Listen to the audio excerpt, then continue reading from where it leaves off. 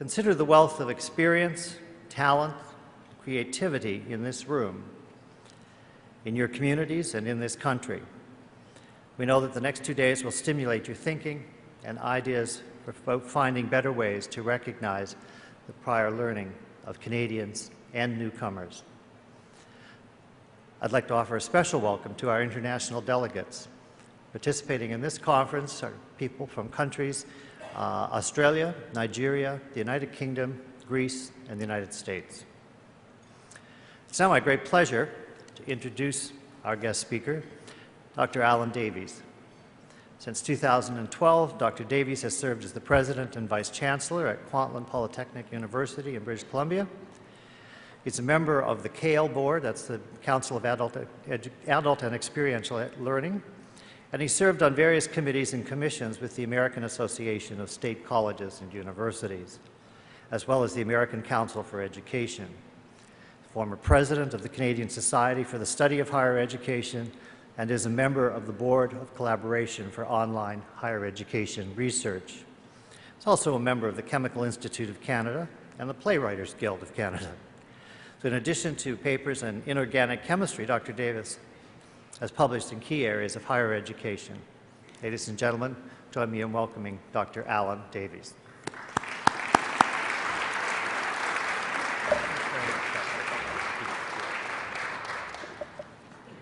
Well, it's on. Thank you. Thanks to all the technical help this morning, and looking forward very much to sharing with you this morning. I'm going to have to head back this afternoon, but I hope I can follow up after the talk with anybody who has any questions.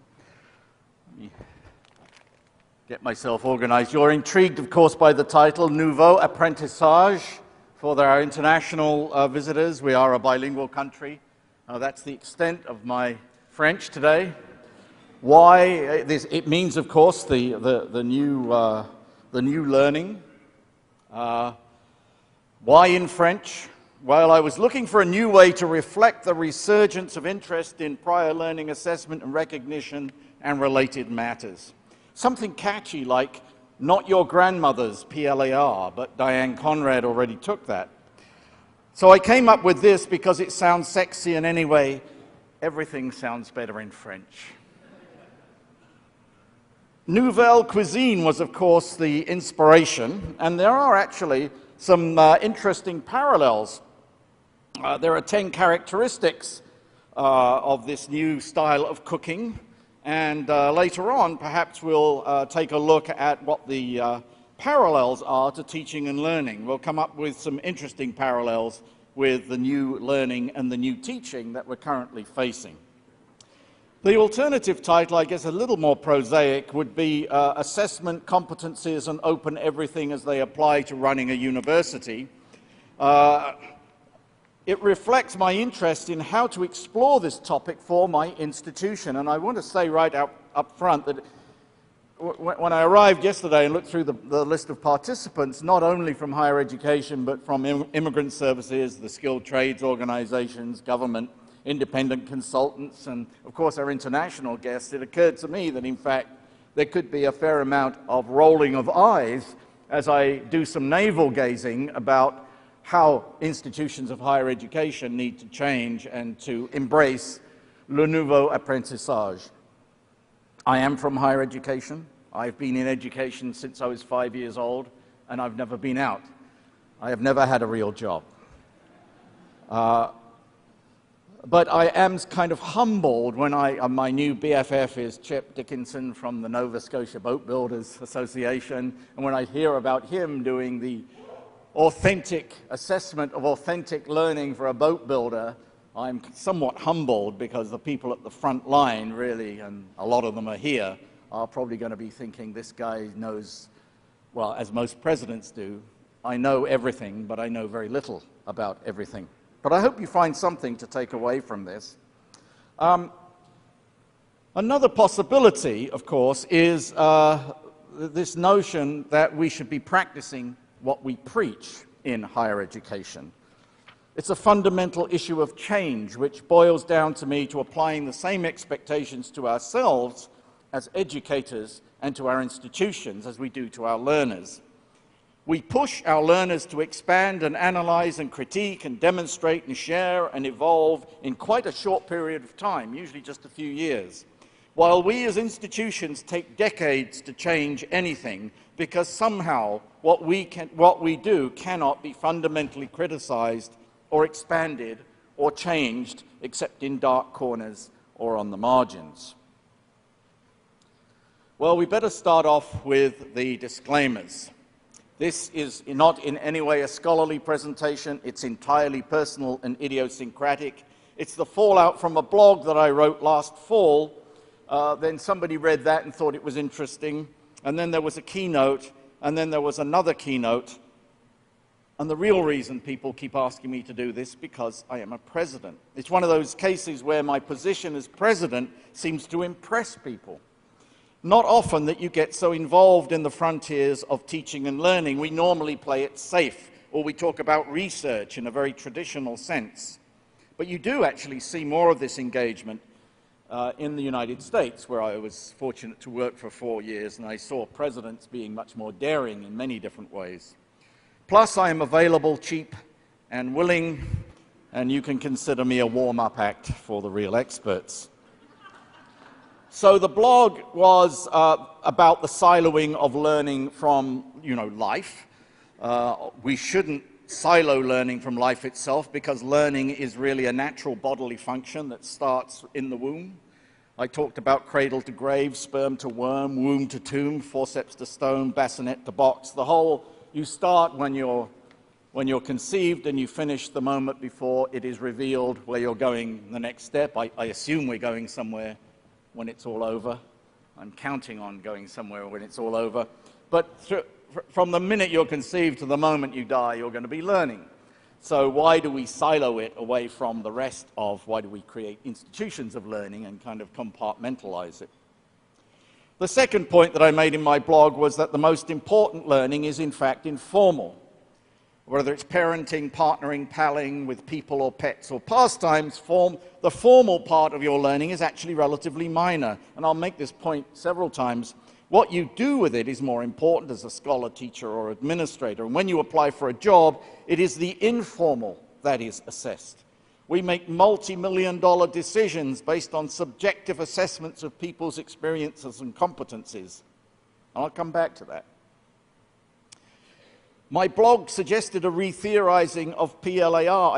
I don't know what that means, but I read Wehack and Harris, and they said that, and it occurred to me that maybe I was suggesting a re-theorizing, but let's move on quickly. And my last point was that my own institution, KPU, really needed to get on with it, and the blog's still there.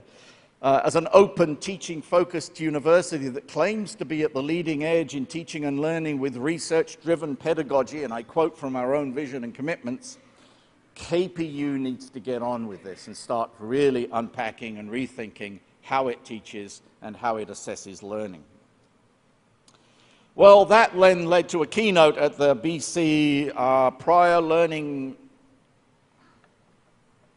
Action Network. Thank you. BC Plan. It was a great meeting in Vancouver, and I talked about personalized and open learning, which then led to an invitation to London and the ePortfolio and Identity Conference, where I waxed on about Marcel Proust's therapy at the creative process and the town of Tamar in former East Germany, which you can Google if you like. And in the meantime, Bonnie had lined me up for this, and that was before we provided the sponsorship, just so you know. There was no conflict of interest there. I gladly provided the sponsorship, assuming that there were many other institutions, and I realized that we're the only higher education institution. Very proud of that. So let's talk about competence, since I think it behooves me to talk about the theme of the conference, and then I can get rid of that and move on. Let me do a quick overview of competencies as I understand them to be, since that is the focus.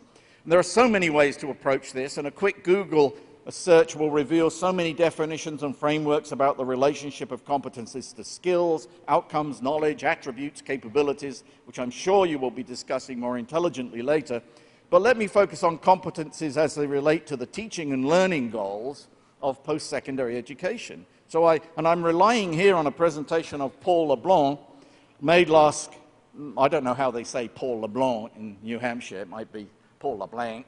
I don't know, but Paul LeBlanc, they call him, Paul, he made it last November at the Council of Adult and Experiential Learning Conference, and Paul is chair of the board of CALE and is president of Southern New Hampshire University.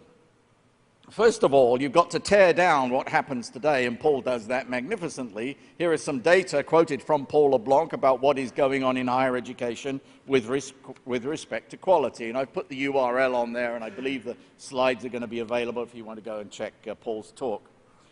Not only are, according to Paul, not only are there not enough people graduating to meet projected workforce needs, what many of them are learning isn't much.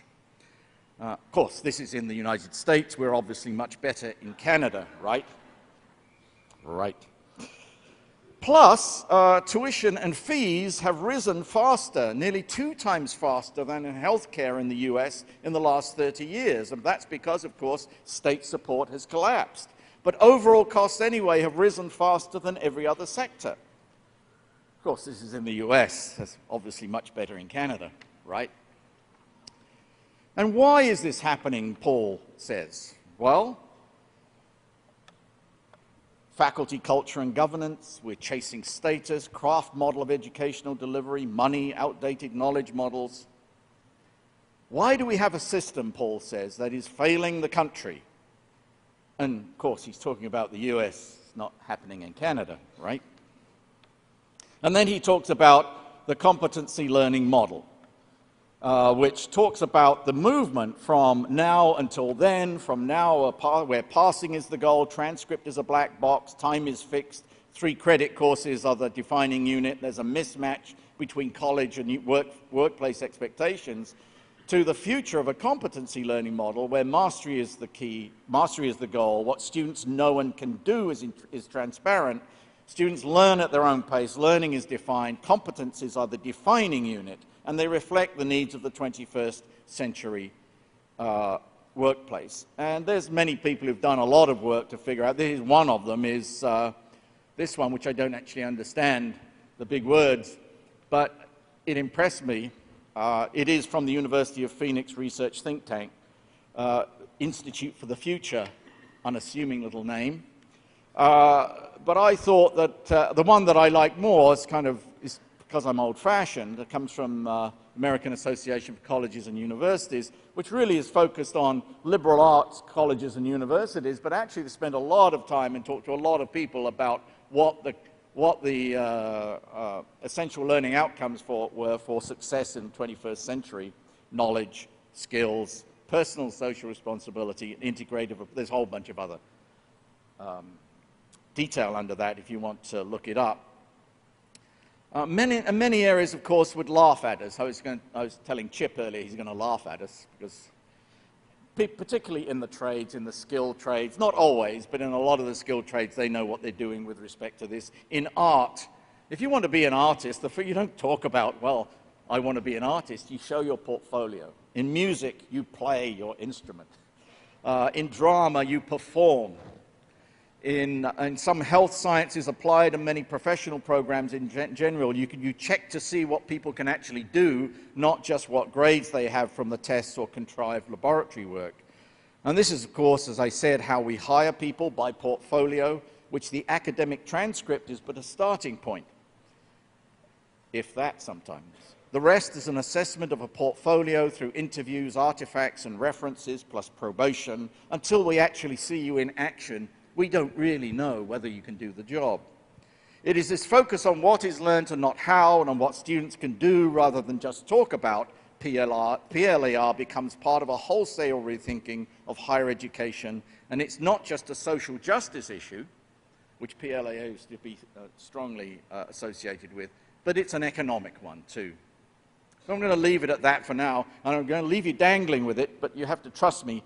We'll come back to look at what this means in a way one might organize an institution or indeed a system. It's only about a half-hour talk, so don't panic. In the meantime, let's talk about me, which is what I really came here to talk about.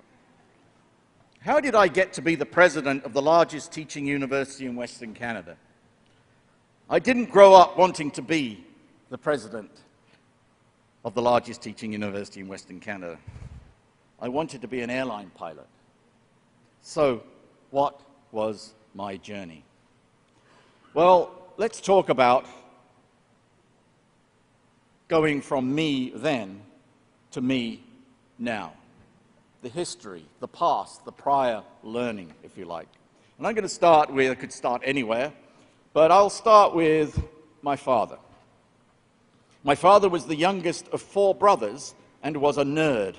He passed the entrance exams to Reading School several times, but his parents couldn't afford to send him there because of the foregone income. He never graduated in the sense we understand today. He left as soon as possible to get a job. He became an apprentice gas fitter in the gas company. But then he met my mum, joined the gas company as an apprentice gas fitter, and that would be the end of the story. He'd still be a gas fitter if it were not for World War II. He went off to war as a flight engineer, designed some sort of ready reckoner that allowed calculations to be made quickly about the status of the aircraft. He was, in fact, a mathematical whiz, but was shot down over Germany and spent 2 years in a prisoner of war camp. He studied informally in prisoner of war camp with a group of Brits, Americans, and others. The Red Cross sent textbooks, and when he came home, he wrote his matriculation exams and went to a post-war intense teacher education program and then taught mathematics for 25 years. He was non-traditional, he was an open learner, and education changed his life. So why me? What is my pedigree? Well, there's my father. And then, of course, George Bernard Shaw wrote this in Man and Superman: he who can does, he who cannot teaches, oft-cited by people who can't do either. But it does apply to me. I was trained as a research chemist, and became a chemical educator, and I could talk a little bit later if you want to know why I became a chemical educator. I did quite a bit of outreach to the community when I was an educator, beyond the classroom, inspired by the fact that my kids were being taught lousy science at school, so I thought I'd better do something about it. I got involved in adult and open learning somewhat accidentally, though inspired by my father, I think, both at the British Columbia Open University, at Athabasca University, and most recently at Empire State College in SUNY, plus, of course, my involvement in Yale and Kaplan, etc. But it never occurred to me, why did I get involved in adult and open learning? It wasn't until much later that I realized that I think my father had planted the seeds for that. But I am a poster child for informal learning. As I said, I am the President and Vice Chancellor of the largest teaching university in the West with an annual budget of $150 million, 18,000 students, 1,500 employees, but I have no formal education in finance, human resources, organizations, administration, higher education, and, God forbid, leadership. What I do have is a PhD in chemistry, where I gained transferable skills and competencies. I must say, I learned how to write, I learned how to deal with a lot of data, I developed the discipline to translate curiosity into some form of cogent investigation to make sense of seemingly unconnected information. Well, that's the formal bit. The rest of my competencies came informally. Teamwork I learnt at school. If you could run and carry the ball without dropping it, you were on a team. It was a very small school and everybody had to play something. I was a Boy Scout where I learnt to tie knots and how to make a fire in the rain. Don't laugh, it could be very important. I went to university where I started meeting friends internationally, dealing with diverse and distinctly odd people. As an actor, I spent a lot of time messing around in the theatre when I was at London. I spent learning how to get along with creative and some distinctly odd people. When I came to Simon Fraser to study chemistry, I immediately went down to the theatre and spent a lot of time working with some distinctly odd people. Can you see which one I am? I hope you can pick me up from that. It's not Deborah at the back. You can. And then when I moved out to Chilliwack when I became a chemical educator, but of course I joined the local theatre company and became an actor. continued my acting there, working with distinctly odd people, and then I started working with some distinctly odd young people as a playwright and director, learning how to plan for, organize, and manage creative and distinctly odd people. And even at the BC Open University, I was cheap talent as needed for occasional Knowledge Network productions. Here I am playing Captain Vancouver, discovering Vancouver at English Bay. And as a school trustee, I was 13 years as a school trustee in Chilliwack, learning about public service and local politics and seeing at first hand what good and bad administration looked like. I am, of course, a father. I have no idea what I learnt from that, very little, according to my children. I am a soccer coach, learning how to win and to lose graciously the hard way. And I am an animal lover, which means I've developed skills in non-verbal communication. So I am right now, me now is a collection of documents and photographs and memories and tastes easily digitized into an e-scrapbook and shared by Flickr, YouTube, Spotify. But the professional me, cleaned up a bit, is available on the website for anyone to read with some hyperlinks to publications and presentations, plus there's citation index, presentations, news release minutes, lawsuits, etc. But nothing from the people I've truly annoyed. And I have a complex digital identity, as we probably already do, as a citizen, as a consumer, a traveler, a patient, a taxpayer, etc. Some of it public, and some of it, hopefully, still private. Very interesting. So that's me then. What about me in the future? And this is where we get, I think, more to the point. How do I document not just my prior learning and my current identity, but also my emergent learning, because I assume I'm still at it? Well, the two compelling ideas, I believe, that summarize the opportunity and challenge in open education in a digital world are the personal learning environment, or the personal learning network, and also the e-portfolio. And I'm preaching to the converted, but let me do it anyway. Might give you a different view of it. This is Darcy Norman's very well-developed personal learning environment. It's the nicest looking one on the web, and if you just go looking for them, there's hundreds that you can choose from. But let's build one from scratch just to see how you do that. Well, I want to go from me now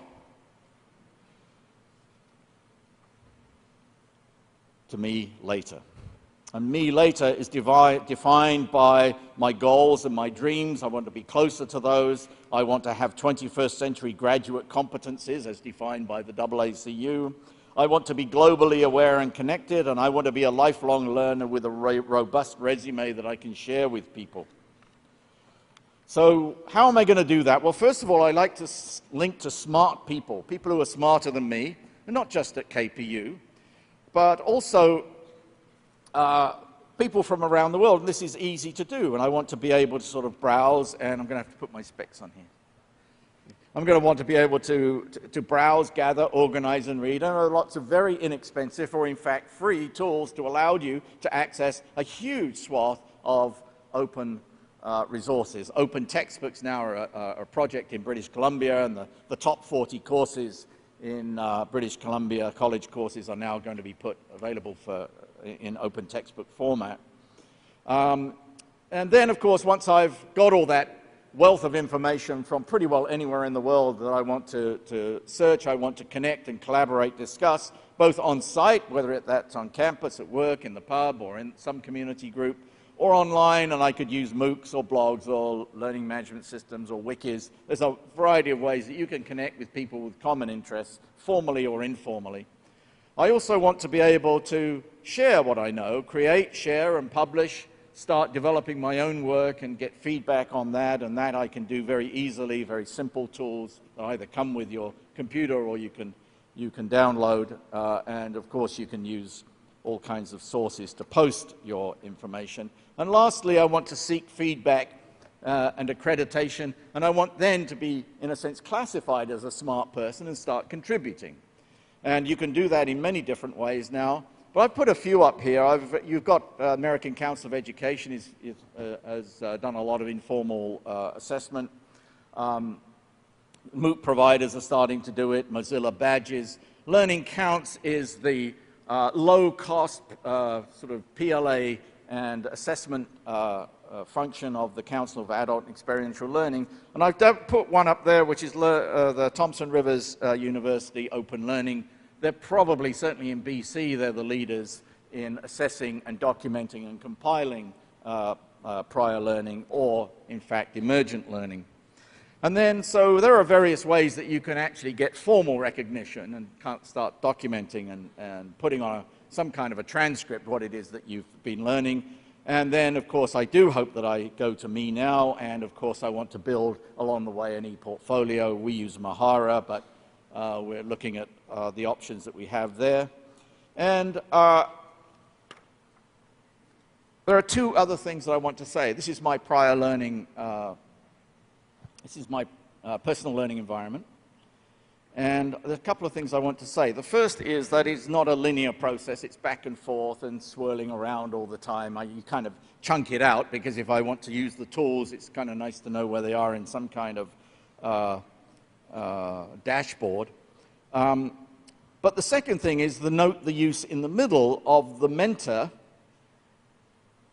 We'll call it a mentor, that's the Empire State College terminology, of a mentor, a new role for faculty. Well, it's not actually really new, but this could be the new teaching, because everything sounds better in French, le nouveau enseignement.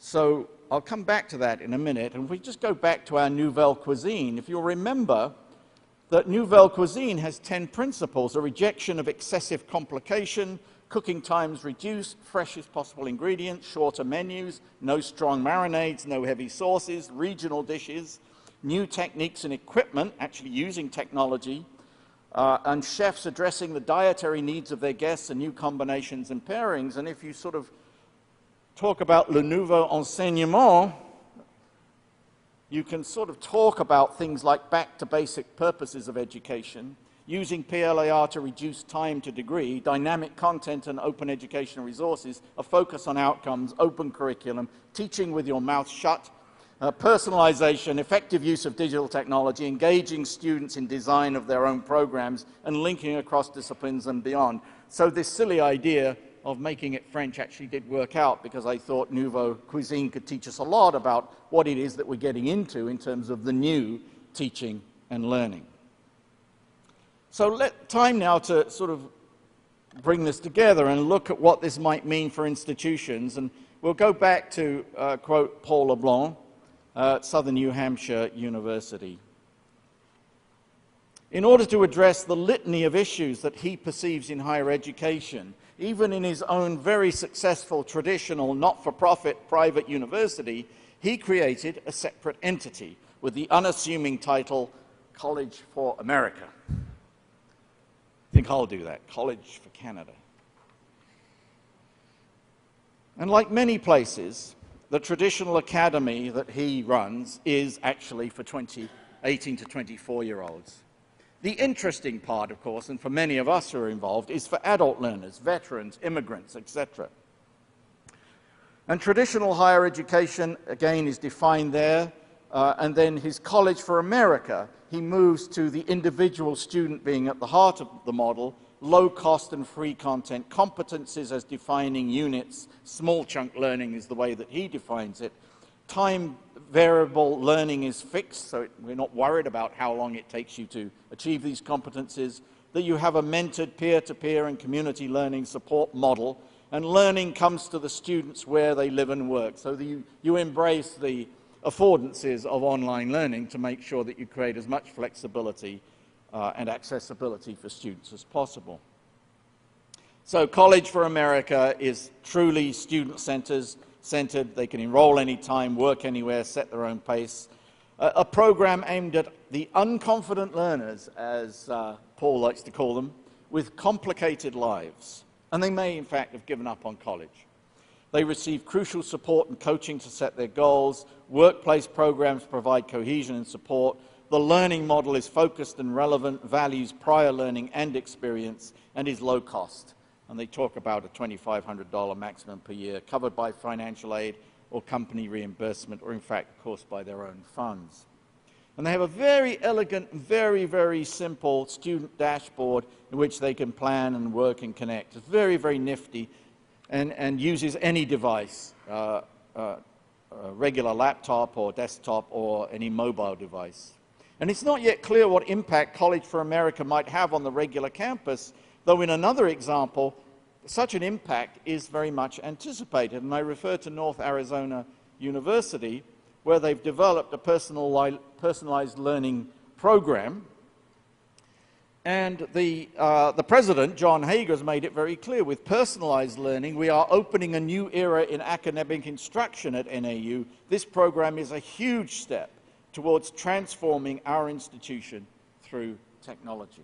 So while it's happening through the Division of Extension, the intent is to actually reverse engineer and impact the way teaching and learning occurs in the main part of the institution.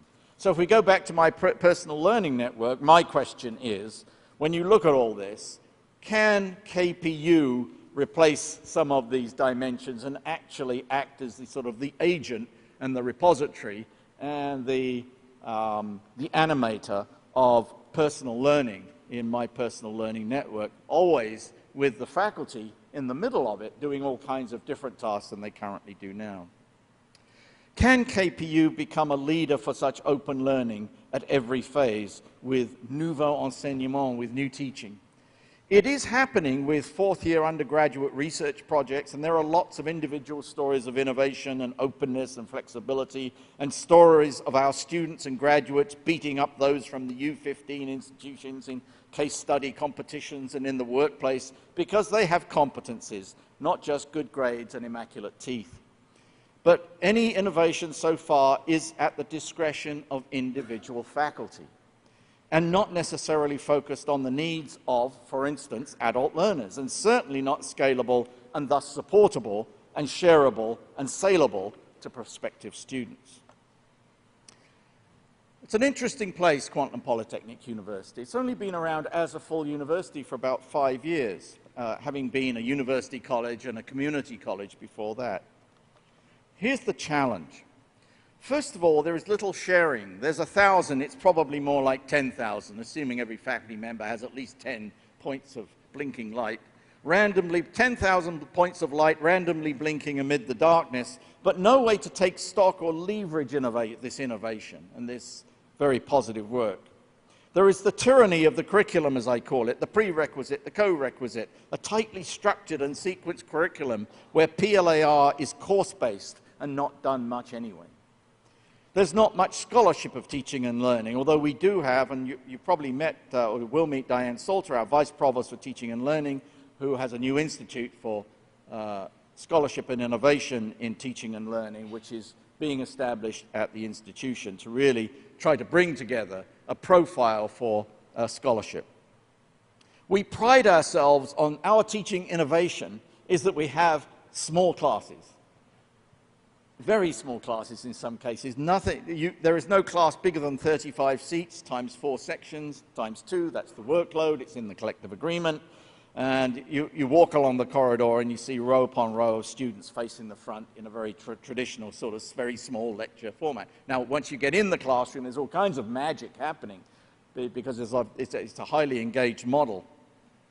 But it's very structured. And we spend a lot of time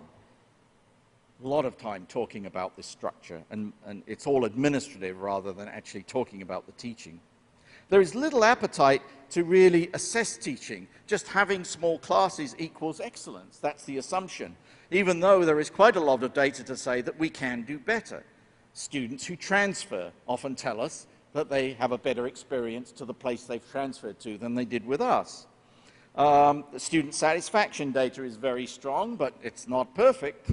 And the Kwantlen Student Association has asked me to establish an ombudsperson so they have somewhere they can go when they have issues with what's going on in the classroom. They don't really get much satisfaction right now. And we don't even have a Senate Committee on Teaching and Learning. We will talk forever about anything in governance, but not teaching per se, which is very interesting for a teaching university. So there is huge inertia to substantial change, and thus we do not practice what we preach. We do not hold ourselves to the same expectations as we do for our students, where it is not good enough to say you are good, you need to prove it. You need to be open to feedback. You need to learn from each other. You need to develop competencies that can be assessed and validated, and not just blame everyone else when the grade is not very good. We are quite typical, I think. We are faculty-centric, we are administratively expedient, we are obsessed with the documentation of curriculum and with little attention to alternative, open and adult learning, but with a huge focus on the 18 to 24-year-olds. Although, having said that, this new way of thinking about teaching and learning is not just for adults and the usual non-traditional learners. Anya Kamenetz talks about this as a remedy for the high costs and providing more flexibility for young, wired students who have access to a world of free resources. And it's always fun to listen, if you read Anya's blogs and follow her on Twitter. She's pretty wild and crazy about this. And then there is the KPU School for Open Studies. This is my version of the College for America. We are looking at some sort of separate entity. It might be a school, it might be an office, it may or may not involve faculty directly, or certainly involve faculty in the academic parts, but how we get organized. We're looking where we can foster such activity, where it would offer a small number of open degree programs that enable personalized degrees, so very, very broadly defined competencies for our degrees. Where it would house the PLA process, where it would offer an e-portfolio for life, where it would promote innovation, open educational resources, independent study, etc., a whole range of things that we want to get involved in. This could be the site for that. And we would ask our Senate for variances to current policies to enable that, short-term variances, so that we can then come back and codify them in due course and rewrite policy. Rather than waiting for all the ducks to be in a row, give us a break. We'll come back to you when we need to codify what it is that we've learned. And there is some appetite for that in the institution, I must say, because everybody's struggling to figure out how do we get ourselves out of this box that we've created of timetable and room bookings and curriculum and be able to do some of these interesting things. So some of you from Empire State might recognize this diagram. Too bad. I made it, so I'm using it. So here's in the School for Open Studies, or the Office for Open Studies, we'd operate on the assumption that learners bring with them three types of prior learning. There is the formal learning, obviously the documented, transcripted learning, the experiential learning that we can obviously help, the learning purely through experience, and then documented learning, learning that people have already had assessed and documented, which we would then accept. And then they come to us, they can work with a faculty member to have their formal and formal documented and undocumented learning assessed with a network of assessors who will be faculty, who are appropriately trained in assessment, who explore the field through research to develop a personalized competency-based degree plan which is approved by the appropriate faculty. And then, of course, the learner can complete the degree plan through KPU coursework offered in various formats and via other institutions. Open degrees with low residency that they can complete either with us or through other institutions if we don't offer what they need.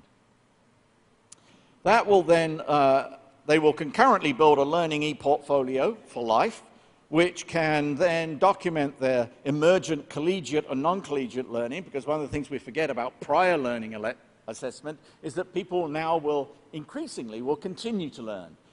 And they'll do it in non-formal ways. We need to be able for them to continuously populate their e-portfolio, their non-collegiate learning and competencies from their ongoing KPU studies, from their new experiences, their training, their professional development, their use of open educational resources, their MOOCs, etc. And of course, they can use this for seeking employment, from which new learning can also be documented and added to their learning portfolio. So by offering the e-portfolio for life, we can, of course, maintain a long and fruitful relationship with our graduate, not just for the purposes of fundraising, but because that's the right thing to do, is to maintain that connection with your alumni and alumna. Now, this is all very conceptual and will require considerable rethinking of the status quo, both academically and administratively, but even the discussion Even the discussion of this new school or office provides a catalyst, I hope, for engaging in the important discussion of how the institution can hold itself to the same expectations that we have of our learners. And I think this is a very good time to be rethinking and reinventing PLAR, being rooted but not limited by our past achievements. Thank you very much.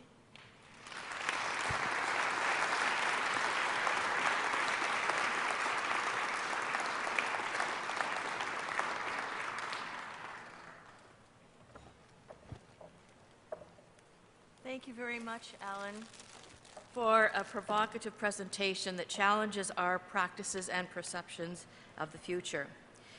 You are a superb storyteller and have the skill of making the complex simple, logical, and compelling. Please accept this token of our appreciation, which will come in handy on your flight back to BC if the food service is as scarce as it often is. Thank you very much. Thank you. It's very nice. Thank you. Thank you. Good morning, everyone. My name is Bonnie Kennedy, and I'm the Executive Director of CAPLA. We just have a few housekeeping items before we take a coffee break and you get ready for your sessions. Please note that if you wish to attend the Recognition for Learning Affinity Group dinner tonight at 7:30, you will need to sign up at the conference registration desk by noon today. Space is limited and on a first-come, first-served basis. And you will be coming back to this room today for lunch. CAPLA has several working groups, and if you are interested in joining any of the working groups, there are sign-up sheets at the registration desk. We also have 3 exhibitors at this year's conference and a resource table of information. The exhibitors are located in this room, and the resource table is located at the registration desk. We encourage you to drop by and visit these. I have a question for you, and that is about moving forward as a teaching university and thinking about the faculty. I'm sure you're thinking about ways of recognizing and rewarding innovative teaching, use of portfolio-based learning, and even possibly the use of portfolios by faculty for themselves. And I'm wondering if you can talk about that a little bit.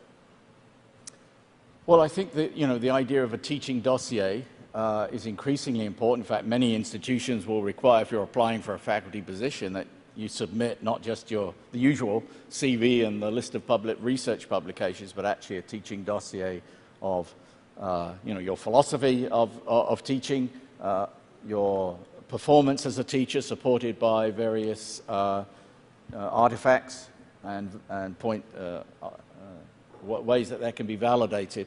So well, we don't have any particular format. I'm just looking at my deans here. We don't have any particular place where faculty can go and build a teaching dossier.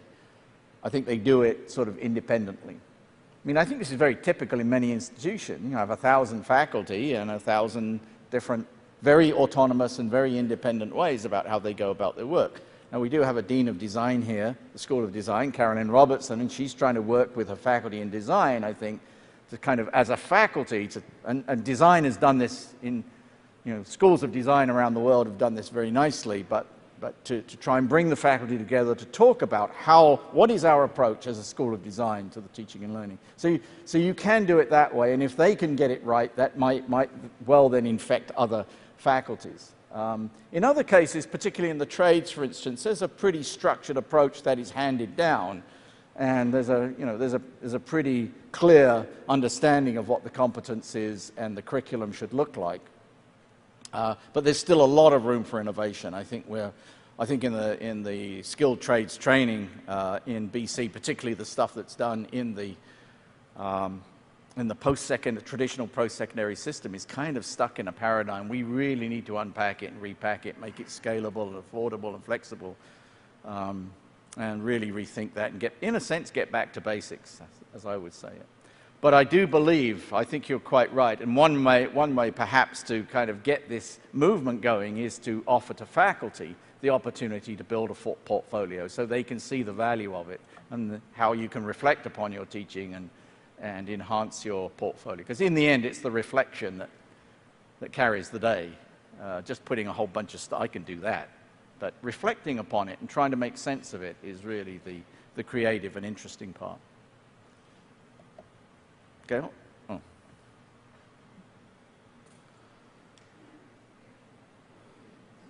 How long have we got for this? Do you know? 20 minutes? Now you're going to reveal all I don't know. Please. Thank you for a fascinating talk. Thank you. I'm wondering how you manage the transformation of your university and the whole governance arrangements. Starting at the top, your Senate, for example, do you have external members of Senate? Do you have employer representatives? Do you have an independent chair? Or is it the traditional faculty-led Senate? Well, it's traditional. It's purely internal. It does have considerable student representation. All the deans are members. I'm the member, and I'm a member and chair. There is a faculty member from each of the faculties. Is it one or two? It's one, right? Two. It's two, but it's not faculty dominated. Interestingly, if you take the faculty and the non-faculty, I think the non-faculty are a majority. But it's very traditional in that sense. It was set up when we became a university 5 years ago. It replaced a similar kind of shared governance model. It doesn't have external members. We do have program advisory committees, and we have a lot of communication and interaction with the industries that we serve. So the School of Design, again, has major connections with all the employers who hire our design graduates. I mean, I don't think we document it and kind of map it out to see where we have perhaps too much bias or some gaps. I mean, I do think it's important. You've got a program advisory committee. Do you really have the field covered? Do you have a group of people who kind of know each other and are comfortable with each other? Or do you actually have some people on that program advisory committee who are really going to challenge you and really push you and really help you shape the future? Or are they just kind of looking very closely at the status quo and, this year's graduates, they're just kind of, they're giving you feedback on what's happening now. They're not really giving you the basis for looking at the future and how the industry is changing. So and everywhere I've worked where they've had program advisory committees, it sounds great in principle, and some of them are fantastic, but you cannot assume just because you have a program advisory committee that it is really meeting the challenge that they should have in really informing you about the industry that you're trying to serve and the future of that industry. So it really, in a sense, there should be some kind of quality process for program advisory committees and those interactions with industry. It's so easy to get away with it by just sort of fudging it and not really engaging. And these committees really require nurturing, they require your attention, and they require you to, in a sense, use it as a way to challenge your assumptions. And if you create a kind of a comfortable group of people who get together once or twice a year to share stories, you're not going to get what you really need out of it. So I think that external connection is there, but it's not particularly coherent. And certainly the university-wide, we don't have any such body. We have public members who are appointed to our Board of Governors, but there is a separation of decisions between. They would never get involved in teaching and learning per se. Gail. Yeah. Your School for Open Studies sounds fascinating, and I'm wondering, because it's called a school, does this mean people will register and work through a degree program only through that school, or are you looking at merging it with the opportunity for people in another program to do part of their degree through the Open Studies? Well, it's a moving target, and it's still under discussion. The latest thinking is that it would be an office of open studies populated by people who can advise and can work the systems to make sure this is seamless to the student. The actual teaching will still go on in the faculty. So I'm hoping, for instance, that the Faculty of Arts, the Faculty of Science, and at least the Faculty of Business will each have an open degree. So there will be a BA, a BSc, and a BBA, let's say. And there are other programs as well.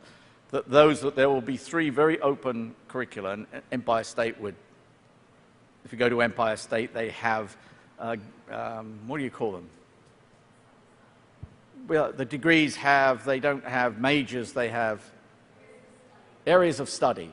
So they have areas of study, and they have guidelines for every area of study, and so we'd like to have something like that. But then the faculty deals with that. They approve those degrees. The office coordinates the processes, in a sense, a mini registrar, mini advising, also to sort of prepare the packaging and the promotion of these degrees, because that's what's missing. But it could also be a combination of formal courses plus some. Oh, absolutely. Yeah. Great. Yeah.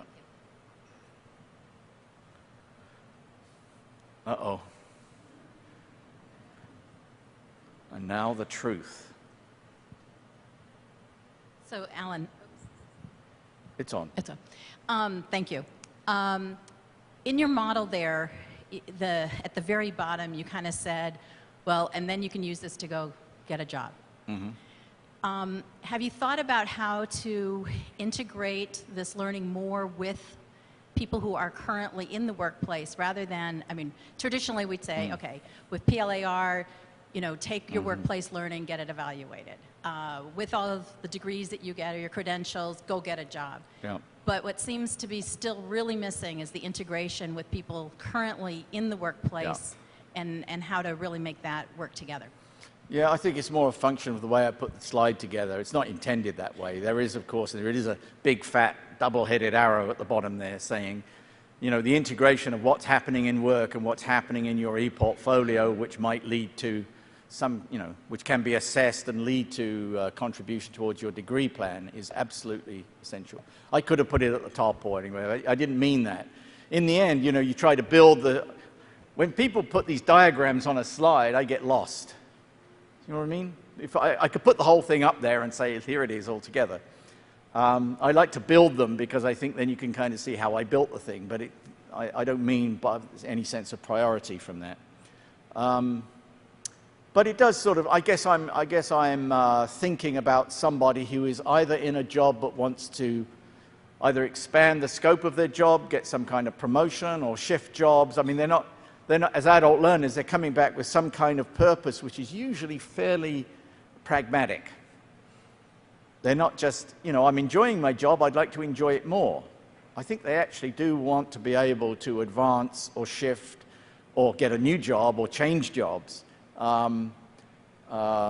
So there is this sense that one of the outputs of this process is, from the student's point of view, is very much likely going to be related to some kind of advancement at work, which is why it came out at the bottom. But you're absolutely right, Nan. There should be a strong connection in these kinds of personalized or open learning models that we're creating to have a very strong connection. I'm just waxing on until the next guy's ready. There he is. Oh, thanks. So often what we end up seeing when institutions are trying to do PLAR is that you've got the teaching faculty who are asked to sort of brush off a little corner of their desk to make time for assessment and for those sorts of things, which of course always makes it challenging to offer it as a regularly available quality service. With the open concept, have you given any thought to hiring a staff with full faculty qualifications whose primary work would be assessment to deal with the capacity that hopefully you'd get, who then, if they had a few minutes, might teach a course off the corner of the desk and sort of flip that model? Well, how honest should I be here? Well, you pay them. That's what you do.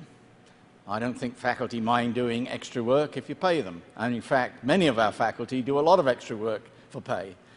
We run an internationally educated nurse program which involves assessment. Our own faculty often do that work over and above their current work, and they're paid well to do it. And they do a very good job. So people don't mind doing extra work for extra money. I'm not asking people just to do it off the side of their desk. I mean, this will be extra service for extra pay. Now, it could be, for instance, when we end up that we have faculty, there might be a number of individual faculties in each of the major faculties that are offering these open degrees who focus purely on these PLA things. And so part of your workload, say quarter-time release, is devoted to PLAR. But I think you're right. You've hit on a good point where, you know, these things come across their desks and they're asked to do an assessment, et cetera, and it's, you know, it's perceived to be, there are two perceptions. One is, well, you know, it can wait, or this is stuff I really don't like to do, but I know I'm supposed to do it. Or people just don't like it. They think it's actually taking away from their core business. In fact, I think we can prove that wrong right away. And I think that was more what I was touching on, rather than the money. Is oftentimes the thought is, well, I'm here to teach. Yeah. If there were people dedicated to assessment, it might sort of raise the for lack of a better term, glamour level of that. That part of the work was my thought in regard to that. So that in doing that, it would be seen as equally valuable and recognizing, assessing learning as having equal value to actually teaching in the classroom or in whatever. And I think there's a lot that we can do to make that connection. Thank you for that, because it is a key point in terms of how faculty perceive this work, and they will perceive it the way that we perceive it. And if we give value to it and we talk about it in certain ways, then it will certainly gain traction. And I should say, it always sounds bad when you talk about the faculty. They're the most amazing people. They really are the most amazing people, and they are paid miserably. The KPU was formerly a community college. It is still funded, and people are paid like community college, and I love community colleges, spent a lot of time in them. But it was never given the funding to be a university, so it makes do, and people work very, very hard to make sure that the students' needs are met in all kinds of different ways. But institutionally, it's hard to organize support for faculty when it is 1,000 points of blinking lights. You know, it's just impossible for us to say, other than and we give everybody, you know, a bit more PD money, they'll go off and spend their PD money, and it's hard to sort of see how the institution is going to move and kind of lift itself or change the dial on key parameters unless we can bring some kind of coherence to this myriad activity. Over here, one question. I'm interested in actually, over here. Oh, sorry. Yes. Okay. The conceptual difference between mentoring and its counterpole again, what I feel is that a real paternalistic attitude again by institutions and faculty and per se again, and how those two concepts again, but paternalism and mentoring again, are both at odds with one another again, but there's a slippery slope between both ways. And I'm afraid that the mentoring may end up being another form of paternalism in consequence, unfortunately. Oh, we could spend a lot of time talking about this. I was corrected many times when I was at Empire State College about what mentoring is and isn't, and you're not actually allowed to use the T word at Empire State. Right? You can't say that. We are mentors. We're not even faculty, we're mentors. But then the mentoring kind of drifts off into, it can be kind of paternalistic or maternalistic in a different way. It becomes just too much hand-holding. There's got to be a nice balance where you are working as equals and engaged in a dialogue. It's all about the dialogue at Empire State, and they're good at it. It can veer both ways. It can become paternalistic and maternalistic in two different ways. One, I'm telling you what to do, and then the other is just constantly kind of moving the target with the student, and you're not really helping them. You really want the student to understand what they're trying to achieve and to hold them to a certain set of expectations that I think are valuable to have. You know, if we're going to measure your competencies, we're going to measure your competencies. You know, you need to demonstrate them. We're going to work together on doing that, but that you still have to do it. And I worry sometimes that the mentoring becomes a little bit of a cop-out on that. That's a very good point. As you move to that model, you have to be very careful.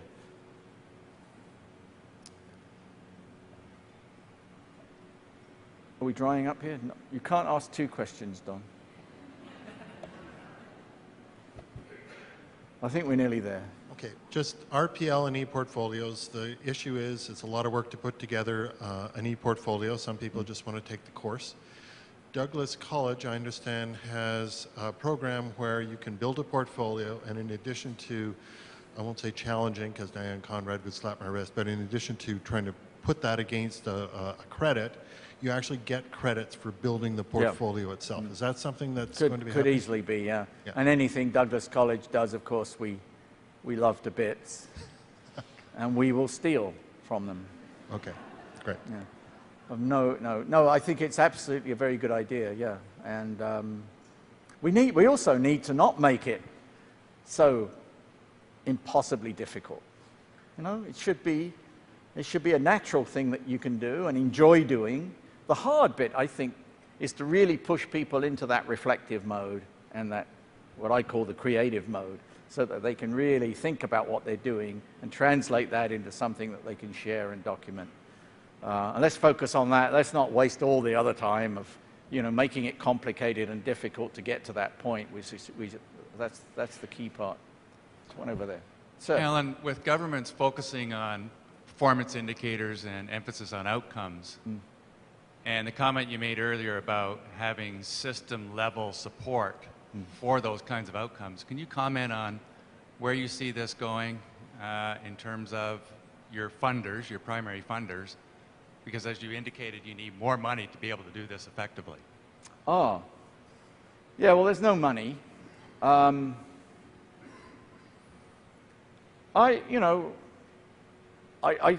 sense is, first of all, it kind of depends. We get about 45% of our funding from the provincial government. The rest is really tuition and some from sort of endowments and things like that. So, but we don't use that for operating. So it's really tuition, and we're stuck on tuition. That's tightly controlled, and government funding is going to be flat for a couple of years. Now, what I would like to do in those couple of years is to start building some models and achieving something that I can demonstrate to my provincial government fund, because they are always looking for really good ideas. What they don't like is people coming along and whining for more money to do the same old thing. Right? I mean, it becomes very difficult. And, part of my job as a president, on the one hand, is to whine to get more money to do the same old thing. First of all, I have to brag all the time about my institution, right? Secondly, I think I also need to reflect on my own institution, like I am today, and talk honestly about my reflections of my institution, which isn't always, brilliant. Because it has challenges. All institutions have challenges. And thirdly, I need also to present something to the government and to the funders that they can't possibly turn me down on. And I think going to them with something like this and saying, look, we've tested this, we've got so far with it, we need some funding, it's not the same, we can serve a lot of students if we do this. These are different types of students. These are your constituents. These are the people who are going to vote for you. These are the immigrants who are flooding into the province.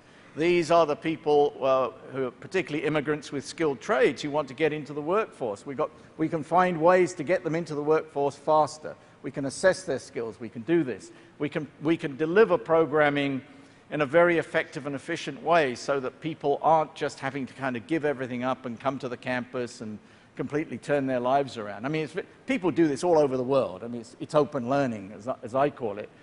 But if you can go with a new initiative, they're much more likely to give you funding for a few years at least to be able to get you to shift to that new model. And that's really what I would demand. I still have to argue for the routine funding. But I think, if we can get something going for the next couple of years, and if the economy turns around, and it's not really the economy, it's the approach of the government to the economy, and they've just been re-elected, so we're in for 4 years. Well, I think towards the end of that 4 years, there's going to be some appetite to invest in, but it won't be invest in the status quo. It'll be to invest in the new that meets the needs, particularly the economic needs. It is very much workforce focused. That's the type of government. It's quite appropriate. We also have a very strong social mission. And we have, I think, a big potential to impact the cultural life of our communities, and we want to do that as well. But I think that's the trick, is to give them something that's new, that's innovative, and if we can show some results at the outset, if we can find a way to get some results and show the impact of what we're doing, then I think that's the funding strategy anyway. But I don't think we can just sit and wait, well, the government's got no money, we're going to sit still. We have to find a way to get started. I think we're done. Are we done? Oh, one more. Yes, I'm just curious, have you thought about partnering with Royal Roads University, since they actually have many of the components that you're suggesting Kwantlen will work towards? Well, I do have, I met Alan the other day. He and I were at a reception with the Premier, just name dropping. Yeah, he certainly wants to talk about international education together, but I'll put that one to him as well. But I'm not quite sure how that would work, but we can talk about that. We'll talk. I think that is the other issue, partnering. You know, I mean, Thomson Rivers University Open Learning has all kinds of attributes that we really don't need to reinvent. Do we really need to do this? We can refer students, they can come back, they can get work. You know, there's a lot of things that we can do by partnering and just making it sort of seamless and transparent to the student underneath. They shouldn't have to be running around with bits of paper and this, that, and the other. If we can provide a portal for them, say, okay, you're entering into this program. By the way, Royal Roads is going to be delivering this part. We're going to be delivering this part. But let's make it simple for the student. So I take the point. And governments, by the way, the funders love that. They love it when you work together. They just scratch their heads in disbelief when everybody wants to reinvent the wheel. I'm going to stop there. Good, thanks.